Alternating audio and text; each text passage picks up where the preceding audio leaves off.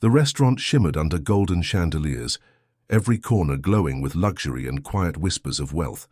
Soft classical music filled the air as waiters in crisp teal vests moved gracefully between tables, dressed in silk-white linen. Every guest belonged to a world of influence, polished shoes, and inherited confidence. But sitting near the window, clutching a small purse as if it were her lifeline, was a girl who didn't belong.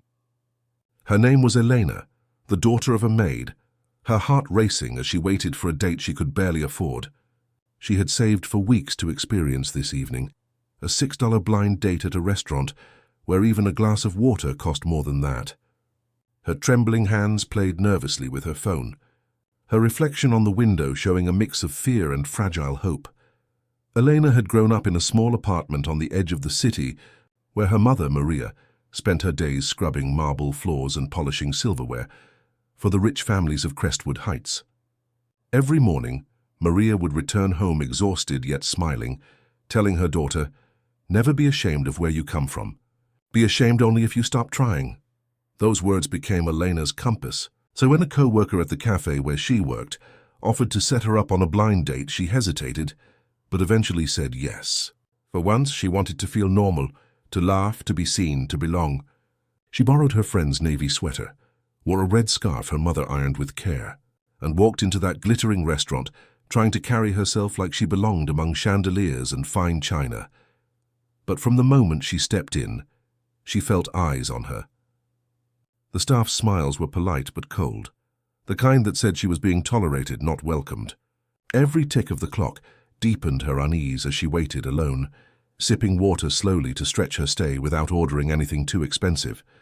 Her date was late, then very late, and deep down she already knew he wasn't coming. Still, she kept glancing at the door each time with a little less hope. At a nearby table sat Noah Sterling, the 25-year-old son of a powerful billionaire family. Unlike others in that glittering room, Noah's eyes weren't filled with superiority. They carried quiet weariness. He was tired of shallow conversations, tired of fake smiles that only chased his father's name and money. When his gaze fell on Elena, sitting alone, nervously clutching her purse and pretending to smile, something stirred inside him. He recognized loneliness when he saw it, because he knew that feeling well. An hour passed. The restaurant's hum faded into a silence heavy with humiliation as Elena realized her date wasn't coming. Her vision blurred, but she fought her tears, refusing to cry in a room full of people who'd already decided she didn't belong. She called for the bill, fumbling for her small purse with trembling fingers. But before she could pay, the waiter smiled kindly and said, "It's already taken care of, miss." Confused, Elena looked around until her eyes met Noah's. He gave her a gentle nod, not of pity but of quiet kindness. It was the look of someone saying, "I see you." Her face flushed with a mix of shame and gratitude. She mouthed a silent, "Thank you," then hurried out into the cold night, the warmth of the restaurant fading behind her.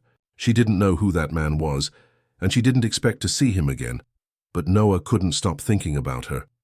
Something about her courage and quiet dignity lingered in his mind. The next day he made a few calls. It didn't take long to learn who she was, the daughter of his family's longtime housemaid, Maria. That weekend, he visited his family's estate.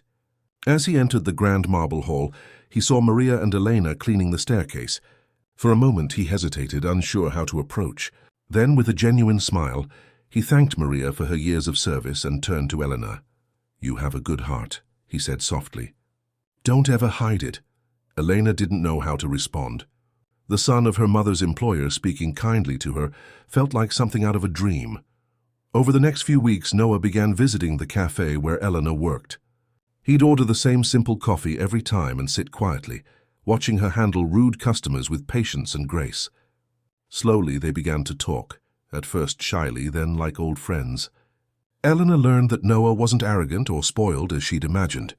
He was thoughtful, humble, and genuine. When he learned that she wanted to study business but couldn't afford it, he told her about a scholarship his family foundation offered, but never publicized. Elena hesitated, convinced it wasn't meant for people like her. But Noah insisted, saying talent and effort deserved a chance, not just privilege. Weeks later, she received an envelope that changed everything. She had been awarded a full scholarship. She ran home, burst through the door, and fell into her mother's arms. Both women cried, tears of disbelief, pride, and gratitude. For once, life had smiled back. News spread quickly through the Sterling estate. The maid's daughter had earned a scholarship backed by the billionaire's son. Some whispered it was foolish kindness, others called it scandalous. But Noah didn't care. He saw something in Eleanor that wealth couldn't buy: dignity, compassion, and resilience. Years later, Eleanor graduated top of her class.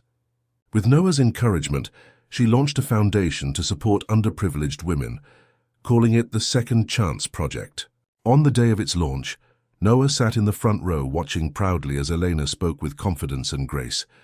"Sometimes," she said, "kindness comes quietly, in a small act that changes everything." Their story wasn't about charity or class. So it was about empathy, about choosing to see worth where others don't. Noah had once paid for her dinner out of simple decency, never realizing he was investing in a future leader who'd touch thousands of lives. Eleanor's journey proved that sometimes the greatest wealth isn't money, it's compassion. And when she looked down from that stage and saw Noah smiling up at her, she finally understood what her mother meant. Never be ashamed of where you come from, only if you stop trying. Because sometimes, all it takes is one person's kindness to change another's world forever.